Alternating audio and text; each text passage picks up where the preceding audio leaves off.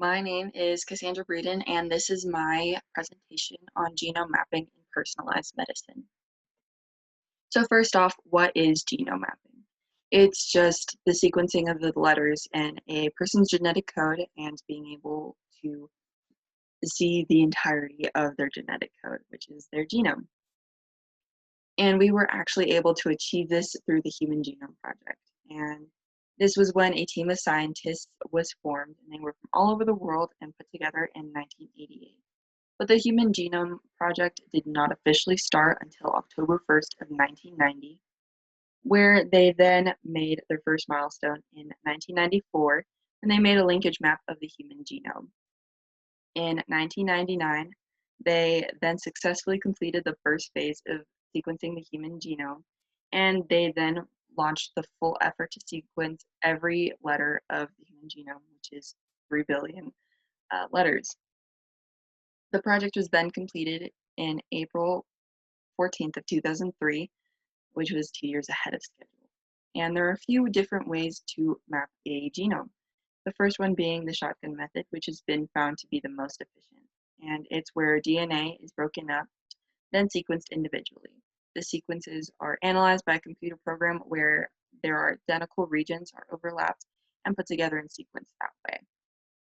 It gets its name from the randomized fragmentation and reading of the DNA at the start of the process. There's also the clone contig or clone by clone or hierarchical shotgun method. And it involves a clone by clone map, and it sequences a set of contiguous clones using a variation of the shotgun method. The location is mapped out in this process, and we are able to see the distances already. But as the DNA is then put into bacterial artificial chromosomes, and the DNA is copied as this bacteria divides. And the clones are then further divided into 500 base pairs.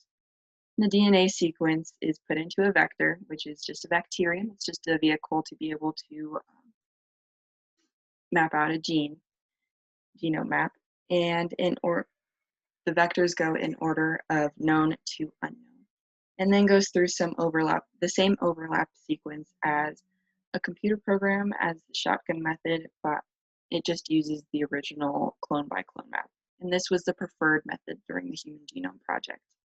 And we are able to see these results in a physical map, which is mapped out using the physical distance measured in base pairs. There's the clone by clone map, and there's a genetic map, which is based upon linkage information of the genes. So what is genome mapping in personalized medicine? The main goal is to have more individualized healthcare and move away from the one-size-fits-all approach. And we can do this by targeting an individual's specific disease or illness.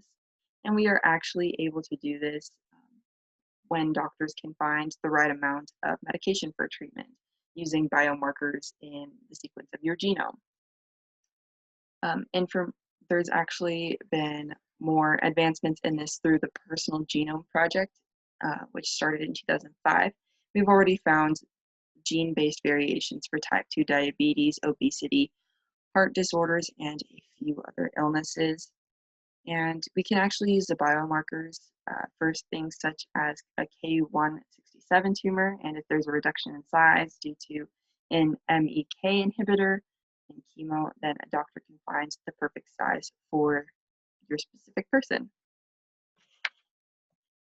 So in genome mapping and personalized medicine, there is the possibility of recreating a situation such as the one that Henrietta Lacks was put in which her cells were found to live outside of her body without a host, and her cells are still being used as cancer research. And basically what we don't want happening is you not knowing whether way you sign that right to keep your cells away or your genome map away from being shared with the world and used for research even after you are dead. There are also privacy concerns regarding genome mapping, as it does have to go through multiple physicians or scientists. So you do have to tentatively sign a lot of permissions and contracts, but you also need to read the fine print in order to know what you're getting into. There is also the likelihood of mapping may not be possible in rural areas, and therefore there may be a lack of diversity within a genome library. And there is also very little federal regulation regarding genome mapping and personalized medicine. And if they try to do anything about it, we can be cut off from the option of genome mapping and personalized medicine. So advances that can be made with genome mapping. We have the potential to save many of their lives, and we can do that using our own genome and just being able to put it together and let other physicians use it and see what worked best for you if you had almost the same type or same genetic markers as another person. And so we are still moving away from further away from the one-size-fits-all approach by not by a doctor just using the right amount of medication or treatment, as we saw in the K167 tumor tissue reduction example. And it's just making the end goal of medicine being successful for everyone more possible through this moving further away from the one-size-fits-all approach. And there, in the future, we could also possibly have genome editing available for everyone. And genome editing is just changing DNA to change different traits. So we are able to change markers of predisposed disease, and we can also change things like hair color and eye color. And there are also already some success stories from genome mapping. And so this is when a 4-year-old girl with GLUT1 deficiency syndrome had received specialized treatment with a low-carb diet, and that actually led her to have symptom improvement. There's also been a case where a 10-year-old girl with life-threatening chickenpox, and she had also had a lot of other life-threatening infections before, had altered her management and is now being considered for a bone marrow transplant as a cure for her predisposition. So the cost of genome mapping is rapidly going down, and that's because the cost is actually influenced by the methods and strategies for sequencing. And so, for example, in 2006, it was an upward of $20 to $25 million. And in late 2015, the high quality draft of the whole genome, it was below $1,500. So